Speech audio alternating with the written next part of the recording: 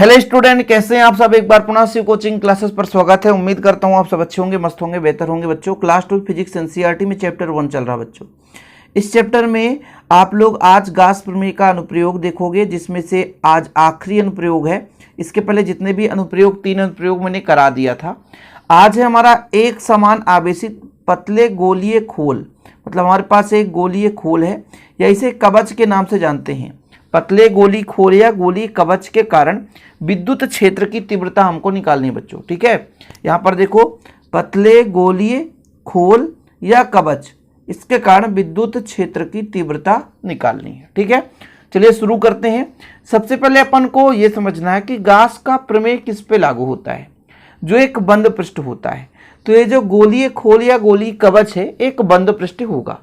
तो जैसे आपके एक बंद पृष्ठ पर आवेश समान रूप से वितरित होगा, तब उस पर हम एक ऐसा अनुमान लगा सकते हैं कि ये आपका कवच है, ये खोल है, एक बंद पृष्ठ है, इसलिए गाउसी पृष्ठ की भांति कार्य करेगा।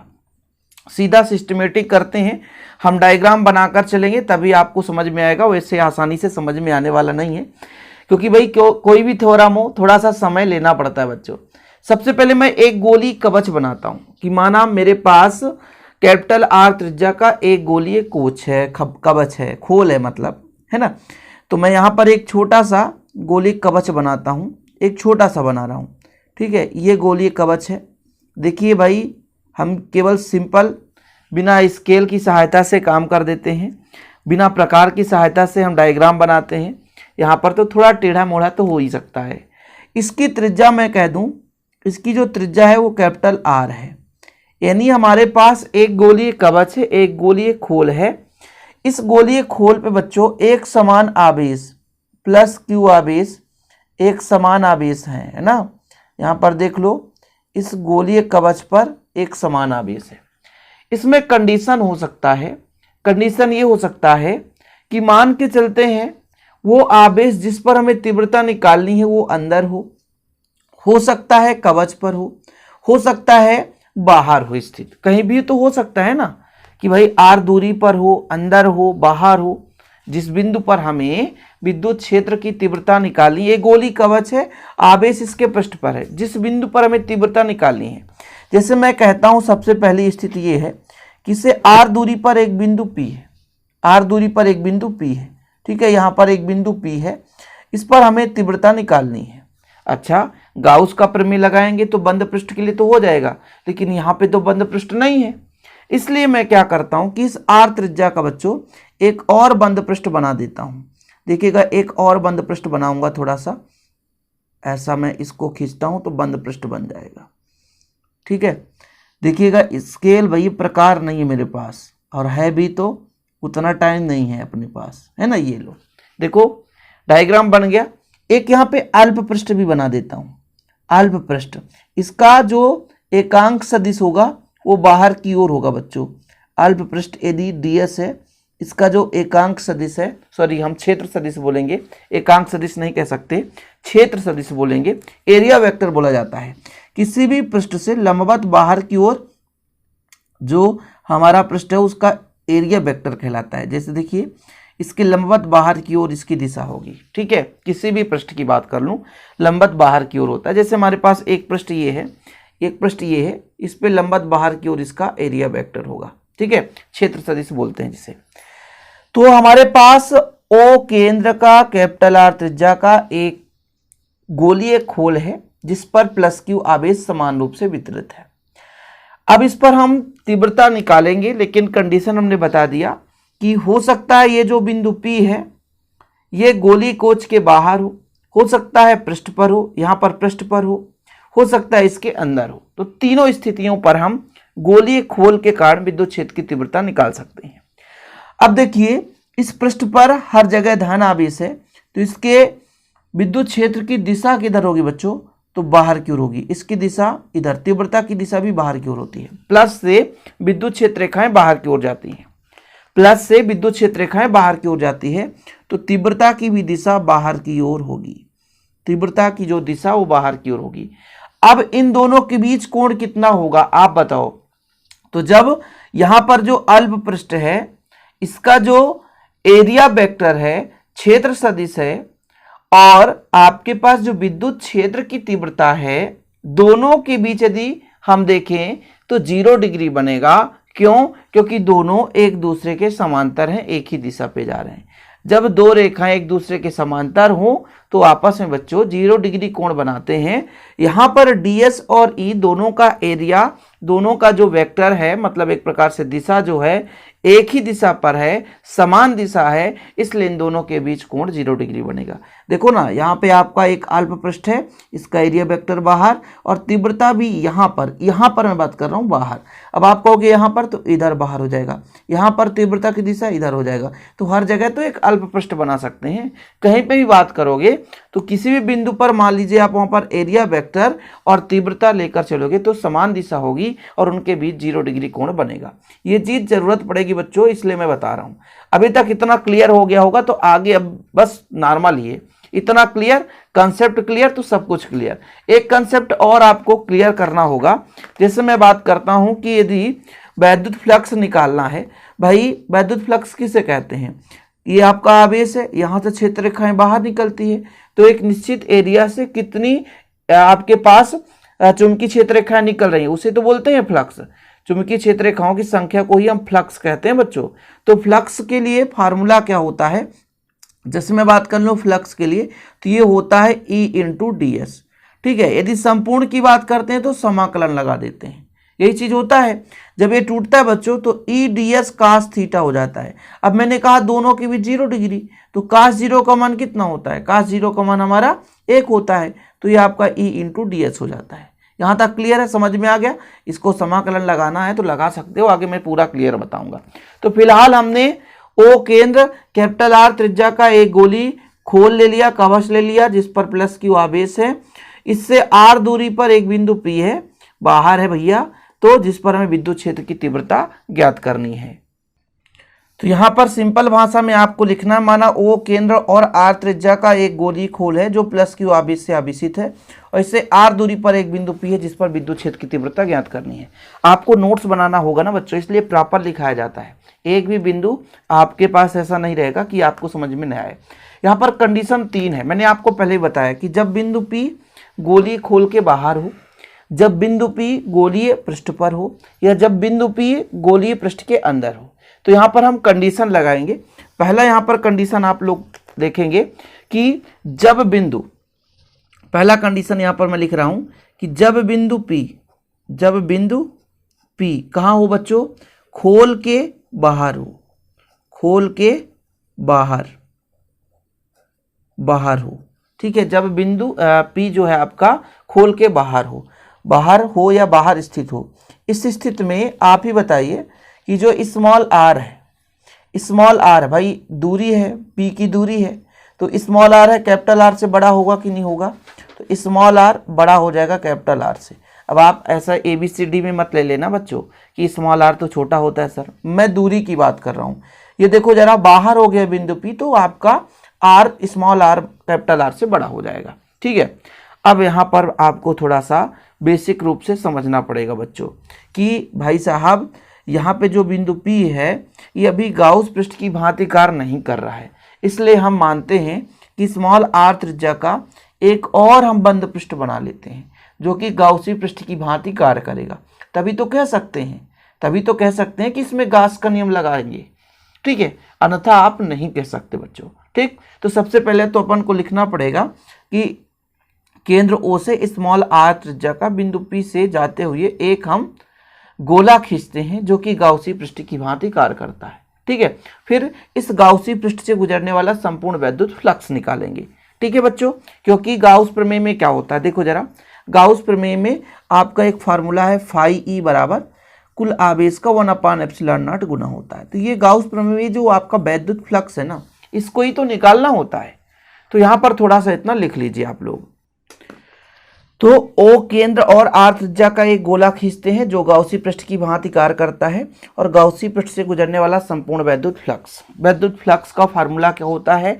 हमने कहा कि यहाँ पर तीव्रता आपका E है और एक अल्प पृष्ठ की हमने कल्पना कर ली बच्चों। तो यहाँ पर आप लोग लिखोगे कि हमारा जो फाई ई मान हो जाएगा बच्चों, तो कितना हो जाएगा? फाई ई कितना होता है बच्चों, E इंटू डी एस, ये विद्युत क्षेत्र की तीव्रता है और डी एस जो है आपका क्या है, अल्पपृष्ठ है। संपूर्ण के लिए करना पड़ता है इसलिए हम क्या करेंगे, समाकलन कर देंगे। अल्प के लिए होता तो डी फाई ही होता है, संपूर्ण के लिए बच्चों इसलिए हमने एक बंद पृष्ठ बना दिया, संपूर्ण सरफेस के लिए तो एस भी लगा दिया और यहाँ पर का क्या हो गया, समाकलन हो गया। संपूर्ण की बात कर रहे हैं इसलिए समाकलन लगा दिए। अब ये जब टूटता है बच्चों तो कितना हो जाता है, क्या होता है, ए डॉट बी बराबर A B cos theta, cos आपका 0 डिग्री हो गया। क्यों 0 डिग्री होगा, क्योंकि ई और डी एस की दिशा समान है बच्चों, क्योंकि ई और यानी आपके पास विद्युत क्षेत्र और क्षेत्र सदिश की दिशा समान है, और समान है मतलब उनके बीच 0 डिग्री है। काश 0 का मान कितना होता है, 1 होता है। काश 0 का मान कितना होता है, 1 होता है बच्चों, इसलिए आपका ई डी एस आ गया। ई बाहर ले लो आप लोग, ई बाहर ले लो तो आपका ये अल्पपृष्ठ आ गया। अच्छा, यदि गोले का मैं आपसे कह दूं कि वक्रपृष्ठ कितना होता है तो 4 पाई आर स्क्वायर होता है। तो यहाँ पर मैं फाई ई बराबर कह सकता हूँ E into 4 pi R square, और इसको समीकरण 1 दे देता हूँ। चूँकि जो आपका गोले का वक्रपृष्ठ है ये आपका डी एस जो हो जाएगा बच्चों 4 पाई आर स्क्वायर हो जाएगा। इसमें आपको कोई परेशानी नहीं है, यहाँ पे आप सरफेस लगा सकते हो। ठीक, चीजें क्लियर, समीकरण 1 तक हो गया। अच्छा, अब आप बताओ गाउस का प्रमेय क्या कहता है कि जितना भी आवेश है उसका 1/ε0 गुना होता है, किंतु किसके प्रमेय से बच्चों, गाउस के प्रमेय से,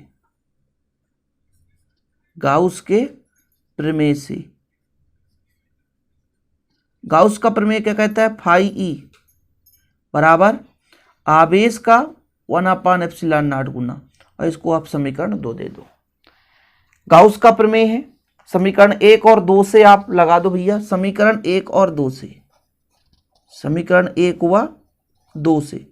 समीकरण 1 में भी आपका फाई ई निकल कर आया है, यहाँ पर आप देख सकते हो, और समीकरण 2 में भी, दोनों को तुलना कर देंगे। तुलना करेंगे तो कितना आ जाएगा, E into 4 pi R square बराबर आपका कितना है, Q/ε0। ई बराबर आ गया ना आपका तीव्रता, पक्षांतर होगा तो 1/4 पाई, ये गुणा में इधर जाएगा तो भाग में जाएगा ना बच्चा, ये Q है तो Q, R है तो R, ये लो 1/4 पाई ε0 Q/r स्क्वायर, यही आपका आ गया बच्चों। इसको आप समीकरण 3 दे सकते हैं। ये कहां पर निकल कर आया है, तो इस डायग्राम में देखो, जब बिंदु आपके गोली कवच से बाहर स्थित हो। ठीक है, दूसरा कंडीशन क्या होगा, जब बिंदु पृष्ठ पर स्थित हो। तो दूसरा कंडीशन लगाएंगे कि जब बिंदु P कहां पर हो बच्चों, गोलीय कवच के पृष्ठ पर हो, गोलीय कवच के पृष्ठ पर हो। ठीक है, पृष्ठ पर होगा, इस स्थिति में आप बताओ क्या होगा, मतलब ये बिंदु आकर के यहां पर हो जाएगा तो स्मॉल और कैपिटल आर का मान बराबर हो जाएगा। सही है कि नहीं हो जाएगा। ठीक है, इस स्थिति में भैया स्मॉल आर और कैपिटल आर के बराबर हो जाएगा। तो समीकरण 3 से ही आप लोग कह सकते हो कि ई का मान जो है 1/4 पाई ε0 Q/ स्मॉल आर के जगह कैपिटल आर तो कर सकते हो ना। ठीक है बच्चों, ये लो, स्मॉल आर के जगह कैपिटल आर कर सकते हो। ये भी आपके पास विद्युत क्षेत्र की तीव्रता है, लेकिन कहां पर तीव्रता है भाई, हमने कहा कि पहली स्थिति में बिंदु P बाहर है। अब दूसरी स्थिति में मान लो इस पृष्ठ पर आ गया, जब ये पृष्ठ पर आ गया तो कैपिटल आर स्मॉल आर दोनों समान हो गया। इस स्थिति में आपका जो तीव्रता है स्मॉल आर की जगह कैपिटल आर हो जाएगा बस। ठीक है, इसके बाद आपका तीसरा कंडीशन आता है कि जब बिंदु P कहां पर हो बच्चों, गोलीय कवच के अंदर हो, गोलीय कवच के अंदर हो। ठीक है, कहाँ हो, अंदर हो। पहले हमने कहा बाहर, फिर पृष्ठ पर, अंदर हो। इस स्थिति में अब चूंकि आप सबको पता है कि चूंकि आवेश कहाँ पर, पृष्ठ है, बस पृष्ठ पर है। चूंकि आवेश गोलीय कवच के पृष्ठ पर है, गोलीय कवच के पृष्ठ पर है। ठीक है, तथा अंदर कोई आवेश नहीं है, अंदर कोई आवेश नहीं है, इसलिए बच्चों Q का मान कितना हो जाएगा, 0 हो जाएगा। तो आप समीकरण 3 से ही निकालो। समीकरण 3 में Q का मान 0 रख दो। जब Q का मान 0 आ जाएगा, या गाउस प्रमेय से भी आप लगा सकते हो, तो विद्युत क्षेत्र के मान 0 हो जाएगा। समीकरण 3 से E बराबर कितना हो जाएगा, 0 हो जाएगा। ये आपका तो ऑप्शनल है, डायरेक्ट कर दिया हमने, लेकिन एक गाउस प्रमेय से भी हम लगा सकते हैं। थोड़ा सा यहाँ पर देखिएगा, तो गाउस प्रमेय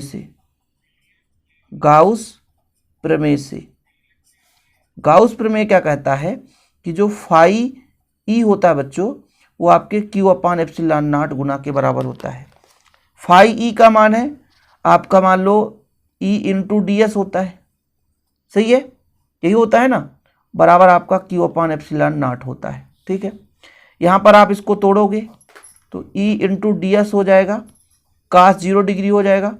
ठीक है, और Q का मान 0 है और नीचे आपका ε0 गुना होता है। ठीक, यहाँ तक क्लियर। cos 0 का मान 0 ही होगा बच्चों, तो आपका आ जाएगा E ds बराबर 0 आ जाएगा। भाई cos 0 का मान 1 होता है, चूँकि cos 0 डिग्री बराबर 1। आप ही बताओ, इतना क्लियर है। अब वही फंडा आपका, E बाहर आएगा, ds बराबर 0। ठीक है, अगले कंडीशन में क्या कहोगे, इसका मान आ जाएगा 4πr² बराबर 0। इसका पूरा का पूरा पक्षांतर आएगा, तब पर भी 0 हो जाएगा। देखो ना, वही कंडीशन आ रहा है ना, गाउस प्रमेय से भी आ रहा है। तो इससे हम कह सकते हैं, गोलीय खोल के अंदर प्रत्येक बिंदु पर विद्युत क्षेत्र की तीव्रता कितनी है, 0 है। गोलीय खोल के अंदर जहां पर आवेश नहीं है, गोलीय खोल के अंदर जहां पर आवेश नहीं है, वहां पर विद्युत क्षेत्र की तीव्रता 0 आती है। तो इस प्रकार से बच्चों तीनों कंडीशन आप निकाल सकते हो। इसको मत लिखना, डायरेक्ट ये मैंने प्रूफ भी कर दिया गाउस प्रमेय से। तो यहाँ से निष्कर्ष निकल गया कि यदि जिस बंद पृष्ठ के अंदर आवेश नहीं है, वहां पर विद्युत क्षेत्र की तीव्रता बिल्कुल 0 होती है। ओके बच्चों, उम्मीद करता हूँ क्लियर हो गया होगा। वीडियो पसंद आए तो लाइक करके शेयर कर दें। यदि अभी तक नोट्स नहीं लिए तो कॉन्टैक्ट नंबर बता रहा हूँ, 9685299149, 9685299149। 100 रुपीज़ चार्ज है मात्र। आप नोट्स ले सकते हैं और प्रॉपर रूप से तैयारी कर सकते हैं। फिलहाल आज के लिए इतना ही। वीडियो पसंद आए तो लाइक करके शेयर कर दें। जय हिंद, वंदे मातरम।